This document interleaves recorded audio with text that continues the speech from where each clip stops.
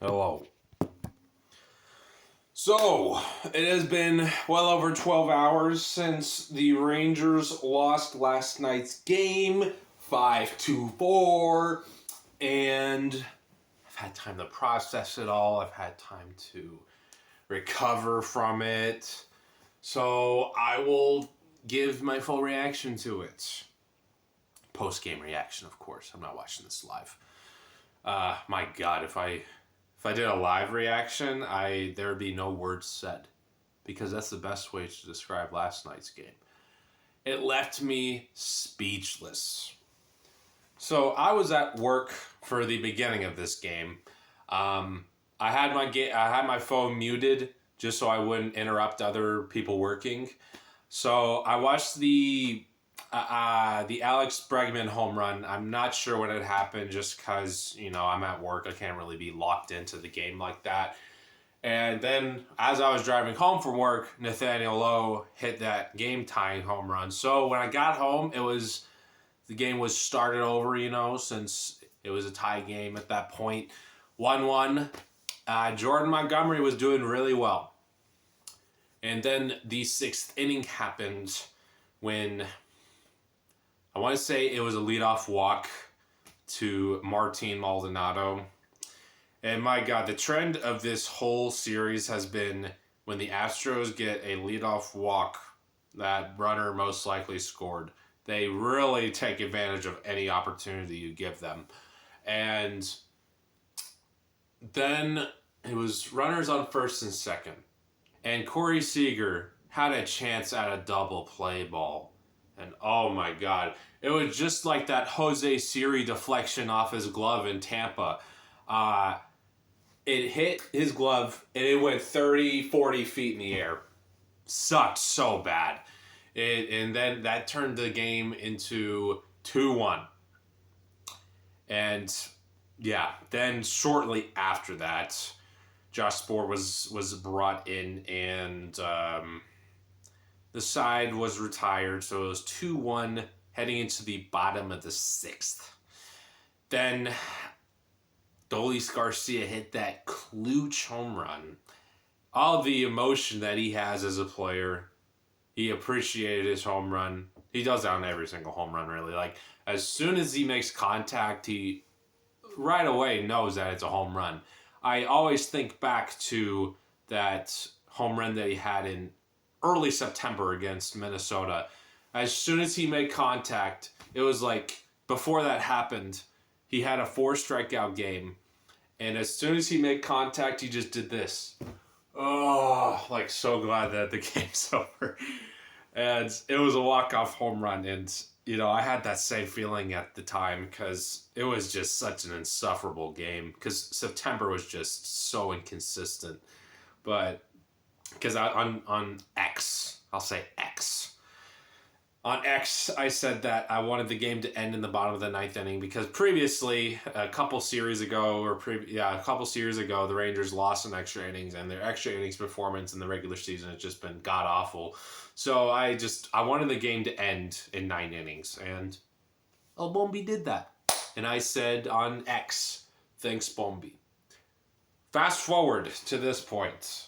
Home run off Justin Verlander, 4-2. Awesome moment for Adolis Garcia. He was hype.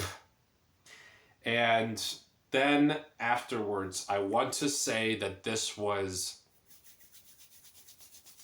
the 8th inning. Still 4-2. There's a runner at first. I'll fill in what the player's name was just because the way that it all played out is just such a blur. But anyways, Adolis Garcia hit with a 99-mile-an-hour fastball. And do I think it was intentional? I don't really... regardless of if it was intentional, and still led to a massive delay in the game.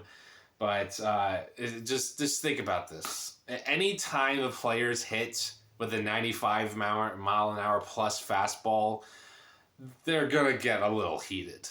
I think back to when Chris Sale hit Shin Suchu pretty close to the head, and I think I don't know if it hit him or just grazed him, but anytime you get near, like if you're in the middle to the upper part of the body, and you hit slash nearly hit somebody, they're gonna get a little heated.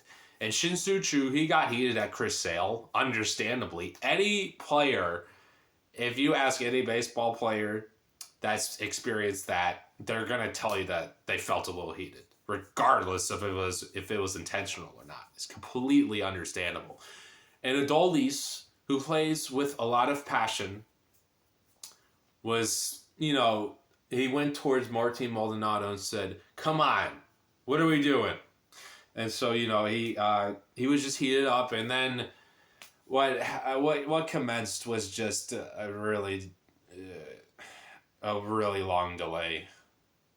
Because if you remember in that eighth inning, or no, yeah, at the top of the eighth inning, Jose Leclerc came in with 2 outs, and right after that, he's in the dugout just, he's a spectator to all this.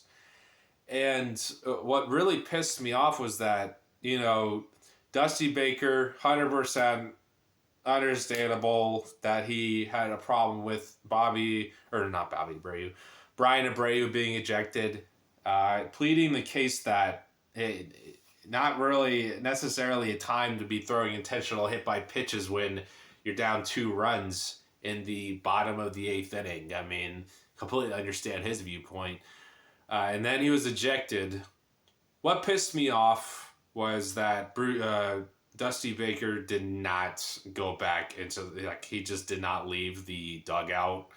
And it just delayed things. I promise you, if you ask any person that was watching the game, Rangers fan, Astros fan, regardless of the entertainment that they probably thought happened out of that situation, they probably felt like, okay, let's get the show on the road. You've been ejected. Let's get the show on the road. Let's complete this game. But Dusty Baker just refused to leave. I mean, fitting the stubborn old man stereotype, all I can think of when Dusty Baker's like that, when he had that dugout argument. I mean, that's classic Dusty Baker right there. But it's still it's not, I didn't have a problem with Dusty Baker refusing to leave. It just was irritating because we already had a delay of bullpens clearing, home plate being surrounded by players, and it just irritated me that the situation was going on for such a long time. The umpires, they took about a while to make their decision on ejecting Brian Abreu. They took a while deciding if Adolis was going to be ejected. So it was just irritating to watch because the umpires did not really, they were taking a lot of time coming up with what their decision was going to be. Their decision process took a long time. It was a culmination of a lot of things. The players collecting around home plate, Dusty Baker refusing to leave after being ejected, the umpires taking forever to make their decisions on whether or not to eject Brian Abreu and Adolis Garcia. So it was just all so irritating. And this was all happening while Jose Leclerc's just waiting in the dugout / home plate area for this situation to get over with so that he can come out in the 9th. And people on X were saying that this was 5D chess by Dusty Baker because he allowed Ryan Presley to get time to pitch. And I don't really know if that was Dusty Baker's intention or not. I don't really, I'd have to ask him personally, but regardless, it just irritated me because I just wanted to get the show on the road, and anytime a pitcher has that long of a delay, it's like a rain delay, almost. It's not an hour-long delay like a rain delay could be, but anytime those situations can happen, pitching is always a factor in how long you're out of the field, how long you're off the field. So, am I going to say that's the reason the Rangers lost the game? No, I'm not justifying Jose Leclerc's performance. No. Okay, now that we got that out of the way. Then after all that commenced, the Rangers did not add any runs. I mean, Ryan Presley came into a very unexpected situation. Got some time to warm up thanks to Dusty Baker's theatrics. But Ryan Presley got out of that inning. Klutch. And then the ninth inning. Jesus. Top of the ninth. Jose Leclerc. Oh, what do you know? When a runner gets on to lead off the inning, it's an opportunity that the Astros take advantage of. That's how they have been able to succeed in the postseason for such a long time, taking advantage of opportunities that are given to them. That's how this series has been for them when they have won. They have taken advantage of opportunities. So Martin Maldonado gets a hit. And then, I forget this guy's name just because he has a pretty long name. Singleton? I'm going to put his correct. If I got that wrong, I'm going to put the correct name. But Singleton. I thought it was unexpected to have him come into the game because I think, if I am correct in remembering, I think he was batting for Jeremy Pena. Yeah. And so it just was, it was a platoon advantage, riding on lefty. But, man, Singleton, even though that was like his first plate appearance of the entire ALCS, he stepped up big. He got a full count walk.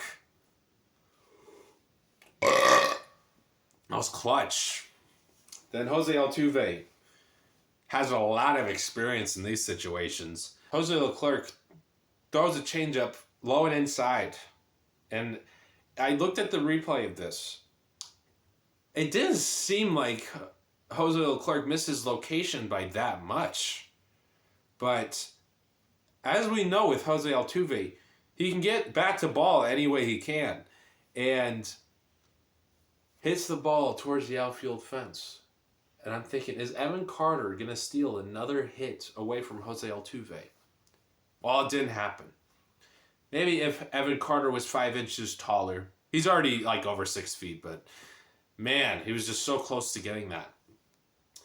And yeah, in that moment, I'll show you this isn't going to be a one-to-one comparison of how I looked when that happened, but this is how I looked. And this isn't quite observing how my stomach felt in that moment. My stomach was churning.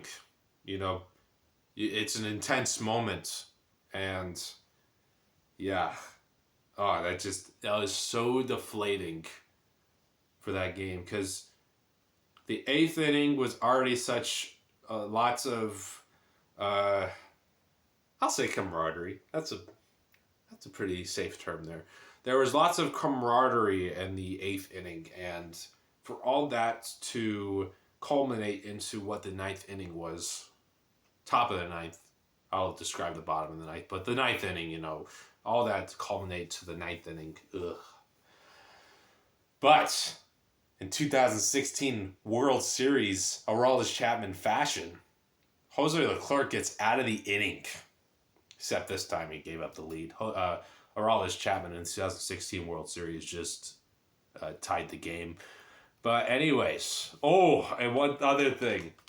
It was absolutely chaotic how it all worked out. But as I jokingly recommended on X, the Rangers brought in, they didn't bring in, but a right-handed reliever was in to pitch against Yordan Alvarez. And what do you know? It worked. Chaotic the way it worked, but it still worked regardless. You got to, as that gentleman said in the video, you have to shock the body. And Yordan, I do kickers, I do fucking he probably felt shocked. when he had to face a right-handed pitcher for the first time in, I don't know, a month or so. So, bottom of the ninth. Oh, Mitch Garver and Jonah Heim reached. Oh, first and second. Then Marcus Semien, who is a pop-up specialist in this game. Joey Gallo wishes he had that much control of his pop-up game like Marcus Semien did in this game. Marcus Semien going out. Then Corey Seager hits a strong fly ball and it's caught.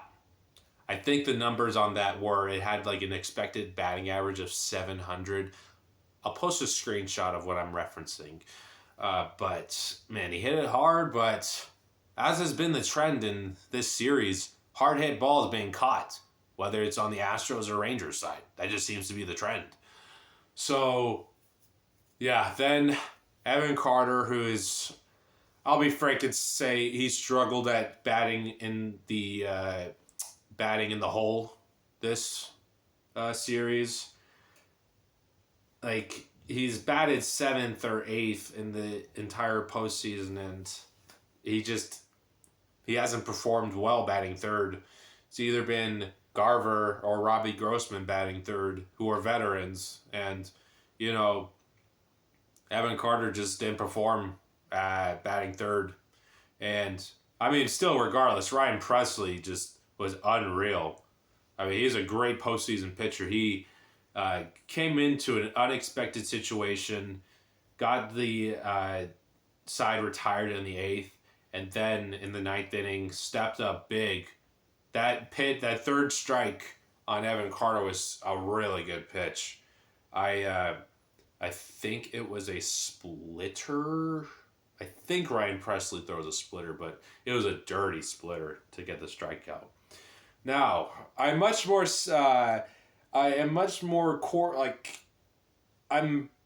getting words out of my mouth making this video, but last night, if I tried to make a video about last night, I would have no words because I was just speechless by it.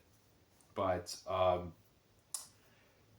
as I've said all the regular season and somewhat in the postseason, the bullpen is just the Rangers' weakness. God, like, anytime the bullpen is brought in to, get the game finished, it's going to be one of two, it's going to be two types of entertainment. It's going to be great entertainment or downright disturbing entertainment. And yeah, the Rangers in the 3-game wildcard series and in the 5-game divisional series, the Rangers had the advantage of not having their bullpen exposed because, in the wild card series, you just need 2 games to win, and in the divisional series, you just needed 3. So it was the opportunity for the starting pitching to carry the load for the pitching staff. And, yeah, it has really been exposed in the 7-game series. So, yeah. And as I've said on X, the Silver Boot Championship Series will be an incredibly competitive series. And it has shown to be that. If the Rangers want to win the Silver Boot Championship Series, they're going to have to pull a 2019 Nationals and win every single game on the road, just like the 2019 Nationals did in the World Series. And, the Astros this season, if you look at their home record for the 2023 season, it was a losing record at home. But as history has shown, the Astros have historically, not just this year, but I think in 2018, if I'm not mistaken, they set the record for the best road record in MLB history. So the Astros have historically performed very well on the road. And in this series, has shown that. But this series has also shown that they've lost 2 games at home. But they're just a win away from reaching the World Series for, let's do the math here, AL juggernaut, so I have to do some math here. This will be their 2017, 2019, 2021, 2022. It'll be their fourth World Series reached in a span of 6 years if they win another game.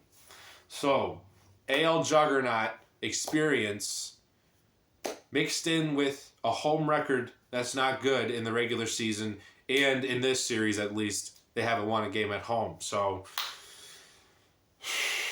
I think Framber Valdez is pitching the next game. So, I mean, if the Rangers want to win this game, I mean, they have to get Framber Valdez out early. But as Michael Schwab put it on X, the Astros are either going to get good Framber Valdez or bad Framber Valdez. The Framber Valdez that has quality starts, or Framber Valdez that can't get things together. Or let me rephrase that. Or the Framber Valdez that can't pitch well. So you're going to be either two things. So, yeah, it's been a competitive series. I have enjoyed watching it, even though I had a gut-wrenching feeling for the first time since the 2011 World Series. Yeah, it's been a very entertaining series. Now, obviously, the 2011 World Series is always going to be the most gut-wrenching moment for me. In the 2015 and 2016 ALDS, I wasn't watching the Rangers at the time. But, yeah, that was the most gut-wrenching feeling since then. But obviously, 2011 World Series is going to take the cake always. But I'm over it now. But, yeah, the bullpen's been exposed, and obviously that's going to be an area that the Rangers need to address in the offseason. The Rangers have been able to not have to have their bullpen exposed too much, like by scoring a lot of runs or having Jordan Montgomery, Nathan Eovaldi go deep into the game. But, yeah. Next game is Sunday and Monday. Game 6 and Game 7 if necessary. All at 7 o'clock, so I finally don't have to watch a game at work. So, entertainment. But yeah, just wanted to make a post-game reaction video. That is all.